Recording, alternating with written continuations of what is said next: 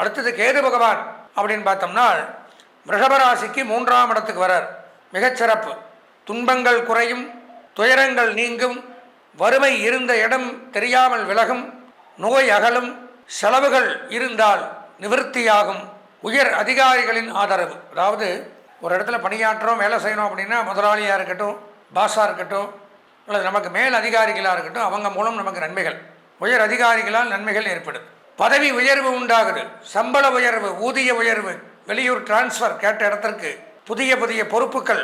குறிப்பாக சொல்லப்போனால் வங்கி, நிதி நிறுவனங்கள், ஃபினான்ஸ் டிபார்ட்மெண்ட், குடுக்கல் வாங்கல், டெக்ஸ்டைல் பிஸ்னஸ் பண்ணக்கூடியவர்கள், ஆடைகள், ஆபரணங்கள், ஆயத்த ஆடைகள், ஜவுளி சம்பந்தமான தொழில், நூல், பருத்தி, பஞ்சு, இந்த மாதிரி தொழில், அணிகலன்கள் தயாரிக்கக்கூடியவர்கள்.